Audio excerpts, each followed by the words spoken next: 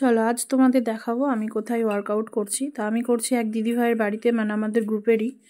তো এই যে দেখো, এটা হচ্ছে দিদিভাইয়ের একদম মানে 3rd ফ্লোরে এই ডাইনিং প্লেসটা এটা দিয়েছে করার জন্য কিছু দিনের, মানে কয়েক মাসের জন্য। আর ম্যাম তো ওদিকে মানে সব ঠিকঠাক করছে। আর আমার গালমুখ দেখো ওয়ার্কআউট করে একদম লাল হয়ে গিয়েছে। এখন আমরা একটা ডান্স করব, সেটারই ভিডিও করছিলাম। তো মানে আমি তো মানে ভুলেই গিয়েছি, এগুলো একদম সব আমার হয়ে গিয়েছিল, যেহেতু আমি টানা 1 বছর করেছিলাম। তো তারপরে তো আবার 1-1.5 বছর মতো আমার বন্ধই গেল। তো আমি ডান্সগুলো সব ভুলে গিয়েছিলাম। এটা হচ্ছে আমাদের জুম্বার দিন থাকে, আর আজ হচ্ছে জুম্বা। তো অনেক মানে ভুলে গিয়েছি, আর শরীর ভারীও হয়ে গিয়েছে। তো মানে আমি মানে এদের মতো আমি মানে স্পিডে করতে পারছি না তাড়াতাড়ি ফট করে, মানে একটার পর একটা যে ধরবো আমি সেটা ধরতে পারছি না। তো যাই হোক, হচ্ছে এই যে দেখো এইদিকে এই দিদিভাইটা, লম্বা করে যে দিদিভাইটা আছে ম্যামের পাশে, স্কাই কালারের যে প্যান্ট পরে, তো এই দিদিভাইয়ের বাড়িতে এটা মানে ব্যবস্থা করে দিয়েছে করানোর জন্য কিছু দিনের জন্য। আর আগের যে জিমটা, সেই জিমটা না বন্ধ হয়ে গিয়েছে। তো ওই জিমটা ছিল পার্টনারশিপ, মানে ম্যামের সাথে আর একজনের ছিল। তো সেটা তার বাড়িতেই ছিল। তো ওই জন্য ম্যাম মানে ওইখানে আর করাতে পারলো না। তো ম্যাম আবার নতুন করে ব্যবস্থা করছে কোথাও করার, মানে শুরু করে দিয়েছে। তো জিমের তো জানোই অনেক কিছু কেনাকাটা থাকে, তারপরে সব কিছু ঠিকঠাক করতে কিছু মাস সময় লাগবে। সবার তো আবার সব সময় টাকার থাকে না, বলো। তো যাই হোক, আমরা এইভাবেই মানে জুম্বা ওয়ার্কআউটগুলো করি। তার সাথে অনেক মানে জুম্বা অনেকটা থাকে, অনেকটা করতে করতে আমার তো ঘাম টাম বেরিয়ে কি অবস্থা। তো যাই হোক, আজকের মতো আমি এইটুকুটাই দেখালাম আমাদের ওয়ার্কআউট করাটা। তো এটা না খুব সুন্দর একটা সঙের সাথেই হচ্ছে। তো যে সংটা তো দিতে পারবো না, কপিরাইট পড়ে যাবে, তবুও আমি 6 সেকেন্ড চলো দেওয়ার চেষ্টা করছি। এই এই এই এই এই টেকো বুড়ি, টেকো বুড়ি, টাট টাট টাট টাট, একটু টাকা টাকা কর, টাকা টাকা টাকা টাকা। একটা নতুন আওয়াজ শিখেছে না, কেমন করে জানো, এরকম করে। শোনো শোনো আমার কথা শোনো, দিদুনকে একটু ভয় দেখে দাও তো, দিদুন দুষ্টু করছে তোমাকে। দেখ দেখ দেখ দেখ, দেখবি না, দেখবি না, এই দেখবি না, আমার কাছে যাবে, চাকুলো চাকুলো আবার দিচ্ছ, ভালো দিদু, ভালো, ওই দিদু ভালো, চা দাও, চা দাও, এ বুঝে ওটা চা, বলো চা দাও, চা দাও, চা দাও। কই চা কই দিল, পাপা চুরুক কই, পাপা চুরুক, এই যে এ বাবা। আর এগুলো কে ফেললো, এগুলো এগুলো কে ফেললো, এই যে এগুলো, এগুলো খুব নোংরা করো তুমি ঘর, বুঝেছো? খেয়ে নাও টি, চা চা চুরুক চুরুক দেওয়া আছে। করবো মাছের ঝোল, সেই জন্য জিরে ফোড়ন দিয়ে আলু ভাজছি। চিমনিটা একটু অফ করলাম।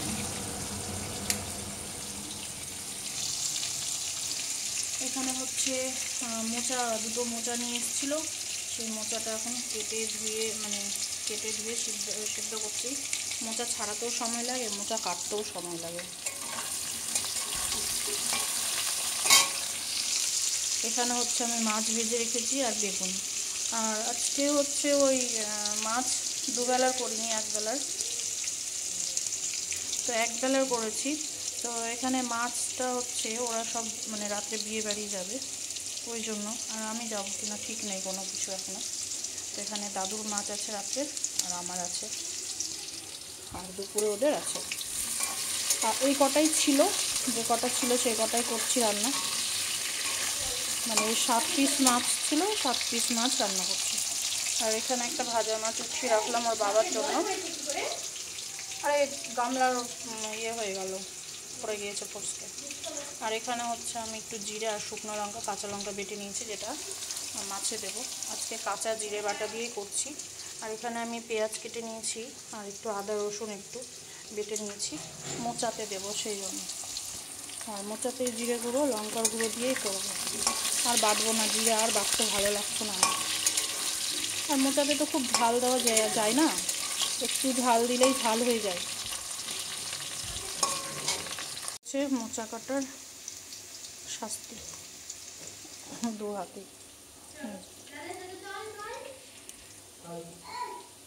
দেখছো দু হাত কীভাবে নষ্ট হয়ে গিয়েছে। সকলকে জানাই গুড ইভিনিং। একটু ঘুমিয়েছি, শান্তি নেই জানো তো। সেই ভোর 5টায় উঠে তো যে ওয়ার্কআউট করতে যাই, ওয়ার্কআউট করে এসে সেই যে ভোর 5টায় উঠি, মোট কথা বলবো এটাই যে তারপরে যতক্ষণ না এই রান্নাবান্নার কাজ কাম হয় ততক্ষণ মোট কথা মানে একটু বসতেও পায় না। তো যাই হোক, এখন ওর বাবা, আমি একটু ঘুমিয়েছিলাম, ওর বাবা আমাকে উঠালো। আজ হচ্ছে ওই যে বিয়ে বাড়ির নেমন্তন্ন আছে, তো বললো যে একটা ভালো দেখে শাড়ি নিয়ে আসো। তো এখন শাড়িটা আনতে যাব। এর আগেও আর একটা বিয়ে বাড়ি ছিল, এর আগে দুটো শাড়ি নিয়ে এসেছিলাম, তোমাদের দেখিয়েছিলাম এর আগের ব্লগে। তার মাঝখানে আবার একটা বিয়ে বাড়ি ছিল, তো সেইখানে হচ্ছে একটা শাড়ি ওর নিজে থেকে কিনে নিয়ে এসেছিলো। আমি বলেছিলাম যে আমি আর যেতে পারবো না, তুমি কিনে নিয়ে চলে আসো। তো এইখান থেকে শাড়ি নিয়ে এসেছিলো, ওকে এতটাই ঠকিয়েছে। 400 টাকার শাড়ি সেখানে 600 টাকা নিয়েছে দাম। তো আমি বললাম যে তো তোমাকে ঠকিয়ে দিয়েছে পুরো। তো বললো ঠিক আছে, আমাকে আবার টাকা দিল, বললো যে মানে একটু ভালো একটু দামি দেখে নিতে, মানে ওই শাড়ির থেকেই মানে একটু ভালো শাড়ি নিতে বললো। তো এখন ওটাই আনতে যাবার, মেন আনতে হচ্ছে তিলটা না মনেই থাকে না আমার, এতবার রথবাড়ি যাচ্ছি ভুলে যাচ্ছি। এখানে আমি তিল দেখতে পাচ্ছি না। ঠিক আছে, এখানে তো আমরা বেশি দিন হলো আসিনি, কোথায় কি ঠিক মতো পাওয়া যায় জানি না। বাজারে হচ্ছে কত সময় দেখতে পাই, কত সময় দেখতে পাই না। আজকে যেমন দেখতে পেলাম না। তো তিলটা আমার লাগবে আর্জেন্ট। তিলটার জন্য ওই ছোট্ট ছোট্ট বড়ি হয় কলাইয়ের ডাল দিয়ে, তার মধ্যে একটু তিল দিয়ে আমরা মানে বড়িটা বানাই, খুব ভালো লাগে ওটা ভাজা, মানে ওটা ভাজা খাওয়ার জন্য। তো ডালের ওপরে ভাজা ভীষণ ভালো লাগে। তো এখন ওই তিলটাও নিয়ে আসবো সাথে। আর জুথি গিয়েছে পড়তে, ঠিক আছে। আর তিতলি এখন বসলো, ওর যে মানে আমাদের যে আলমারিতে ওকে একটা দিয়েছি যে তুই এইখানে তো জামা কাপড় রাখবি, তো অগোছালো করে দিয়েছিল, এখন ওগুলোকে গুছাতে বসেছে, আবার পড়তে বসবে। আর দিদুনের শরীরটা একটু ভালো আছে, তো দাদু এখন দিদুনকে নিয়ে একটু বাইরের দিকে গিয়েছে। তো জুথি আজকে মনে হয় একটা প্রাইভেটই করবে, আর একটা হয়তো করবে না, মানে আমার দাদারটা করবে না, চলে আসবে। ওই তো সব বিয়ে বাড়ি যাবে।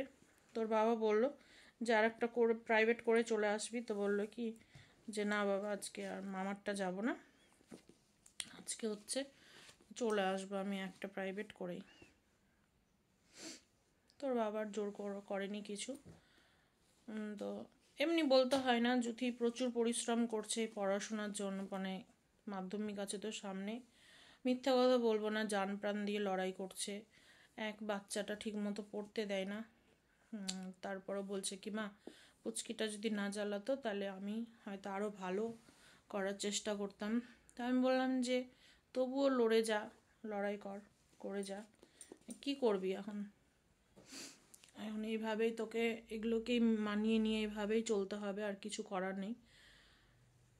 তো এবার একটা কথা বলি, এই যে জুথির পড়াশোনাটা না নিয়ে মানে যা না তাই শুনতে হয়, যা না তাই, মানে এমন কেউ বলে কি না, ভাবি মানে এই উত্তরগুলো না আশেপাশের বা কোনো রিলেটিভরা যদি উত্তর দেয় তাহলে খারাপ লাগে না, কারণ জানোই এখন মানুষ ওগুলো নিয়ে মন্তব্য করবে। কিন্তু এখানে এমন একটা ব্যাপার আছে কি না, মানে যার কথা শুনলে গাটা জ্বলে উঠবে, আজকে তার কথাটাই বলি। মেয়েটা যদি একটা কোনো রিলসও বানায়, হ্যাঁ বলবে কি নতুন বর খোঁজার চেষ্টা চলছে, নতুন স্বামী খোঁজার চেষ্টা চলছে। তো মেয়েটাকে যখন তখনই শুনতে হয় যে নতুন কাউকে পেয়ে গেছিস, নতুন কাউকে পেয়ে গেছিস, মানে যখন তখনই মেয়েটাকে শুনতে হয় শুধু এই পড়াশোনাটা করার জন্য। তাই আমি জ্যোতিকে সবসময় বলি যে এখন যে যা বলছে বলতে দে, মানে তোকে এর জবাবটাই পড়াশোনার মধ্যে দিয়েই দিতে হবে, ঠিক আছে? তুইও দেখাস যে না আমি পারি, আমিও একটা ছোট বাচ্চা নিয়ে লড়াই করতে পারি। তো এখন জানি না, সব কিছুই তো জ্যোতির ওপরে। আমি জ্যোতিকে তো বলি যে আমি যদি আজকে এরকম সুযোগ পেতাম, তাহলে আজকে যদি আমার বাবা মা যদি এরকম সাপোর্ট করতো বা সুযোগটা দিত, তাহলে আজকে আমি আগে পিছে কিছু মানে আগে পেছনে আমি কোনো দিকটাই ভাবতাম না, আমি এই পড়াশোনার রাস্তাটাই বেছে নিতাম। মেন কথা হচ্ছে জ্যোতি পড়াশোনা করে কি করবে? বিয়ে হয়ে গেছে, একটা বাচ্চা হয়ে গেছে, ওর এই পড়াশোনাটা ওর মানায় না এখন, মানে এটা আর সবার কথা হচ্ছে। তো যাই হোক, আমি এখন বেরাই, আমার দেরি হয়ে যাচ্ছে। আমার না মানে দেখো একটু ঘুমিয়েছি, চোখ টোক ফুলে গিয়েছে বেশিক্ষণ না, মানে 10 থেকে 15 মিনিট আমি একটু ঘুমিয়েছি কিনা, মানে দুপুরবেলা হচ্ছে এই মানে ভোরবেলা উঠি তো, আর রাত্রি ঘুমাতে ঘুমাতে তো 11:30 12টা প্রতিদিনই বাজে। তো ব্যাস, সব দিন তো ঘুম আসে না, যেদিন ঘুম আসে তো সেদিন একটু তাড়াতাড়ি ঘুমটা মানে বিছানায় পড়তে পড়তেই চলে আসে। আমি চলে এসেছি বাড়ি, আর হচ্ছে আসার পথে একটু পার্লারে ঢুকেছিলাম, এখানেই এক বৌদির বাড়িতে। তো ভুরুটা ফ্লাক করলাম আর সামনে একটু লেয়ার কেটে নিলাম। মানে চুলগুলো এতটাই বাজেভাবে বেরিয়েছে, মানে এগুলো দিয়ে ছোট ছোট চুল বেরাচ্ছে, আর কেমনই লাগছে দেখতে। আর এই মিডিল থেকে চুল উঠে গিয়েছে, এখন টেনশন করছি যে মিডিলটা এখন কিভাবে চুল গজাবে। তো বললো পেঁয়াজের রস দেওয়ার, কিচ্ছু দিতে হবে না, দেখবে আস্তে আস্তে ঠিক বেরিয়ে যাবে। তো এই সবাই বাড়ি এসছি। আর এই ফেনাইলটা রাখগা নিয়ে গিয়ে, বেশি কিছু নিইনি, ঠিক আছে? এই যে তিল নিয়ে এসছি, কালো তিল। আমার বরকে বললাম সাদা তিলটা নিই, তাহলে চোকা টোকা ছাড়ানোর কোনো ইয়ে থাকে না, ঝামেলা থাকে না। বলছে না, সাদা তিলে টেস্ট হবে না, কালো তিলটা নাও। আর একটা শাড়ি নিয়ে এসেছি, তোমাদের দেখাচ্ছি। এখানে আছে হচ্ছে দুটো নাইটি, জ্যোতির জন্য নিয়েছি এগুলো, মানে একটু হালকা কম দামে। আর যেহেতু জ্যোতি পাতলা সাতলা তো কম দামে নাইটিগুলো হয়ে যায়, কাপড় সুন্দর, রং উঠবে না, ঠিক আছে? দামটা কম বলতে কি 180 টাকা করে নিয়েছে, তো দুটো নিয়ে আসলাম। আর একটু ওকে এখন না লাইট কালার দেওয়া যায় না, ডিপ কালারই দিতে হয়, যেহেতু ছোট বাচ্চা আছে তো। আর যদি নাইটিগুলো অতিরিক্ত নোংরাও করে। হচ্ছে এই শাড়িটা, ঠিক আছে? এই কালারটাই আমার বেশ ভালো লাগলো, আর কাপড়টা খুব সুন্দর নরম, ঠিক আছে? এটা হচ্ছে শাড়ির ক্যাটালগ।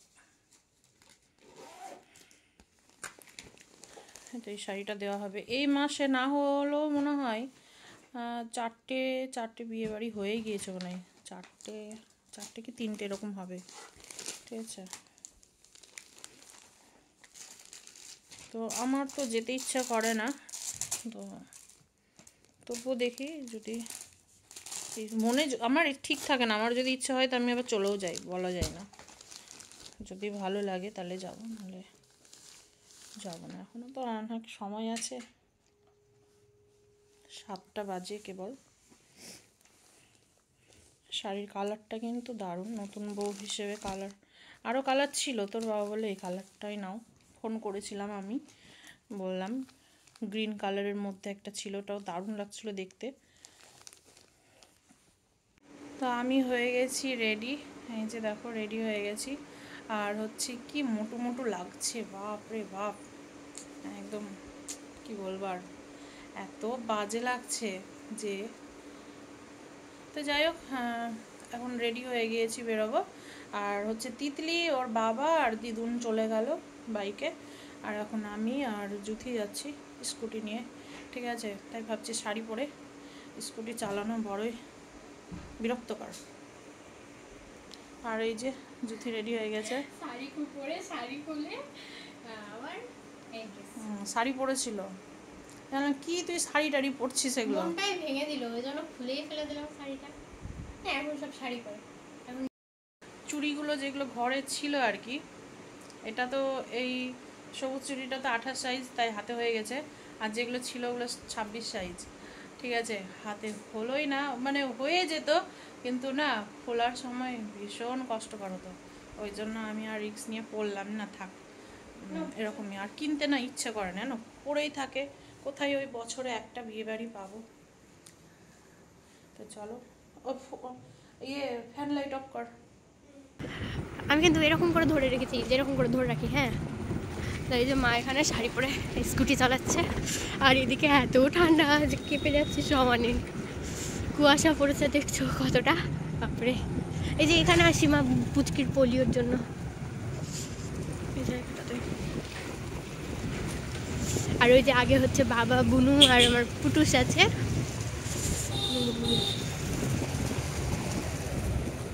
ওই সাইডে কোনো ঠান্ডাই নেই, এদিকে যত ঠান্ডা মনে হচ্ছে পড়েছে। ঠান্ডাটা ছিল না, আবার পড়লো। হ্যাঁ, গলা আমার আমার গলা বসে যাচ্ছে। উফ। তো চলো, বিয়ে বাড়ির কাছাকাছি চলে এসেছি। ওখানে গিয়ে আবার কথা হবে। যাওয়ার সময় তো আরো বেশি ঠান্ডা। কত ভেতরে রে? দেবব্রত পাড়া পার করে তো বললো, এটা তো দেবব্রত পাড়া চলছি।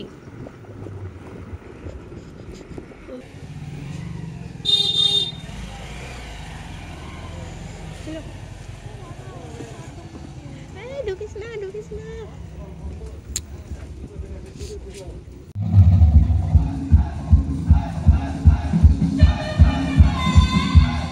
আগে নামি, দাঁড়াও।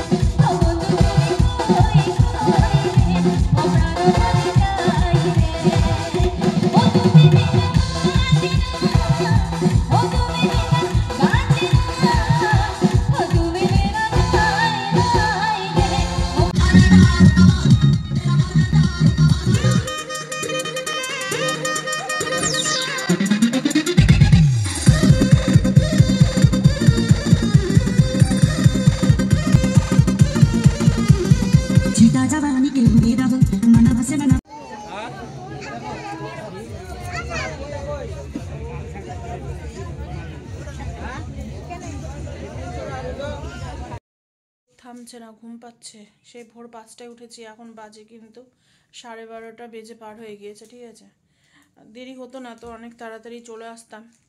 আসার সময় ঘটে গিয়েছে এক ঘটনা, তো আজকে আর বলার কিছু আমার ইচ্ছে নেই, বলবো কালকের ব্লগে যদি মনে থাকে আর কি। ছোটোখাটোই, তবে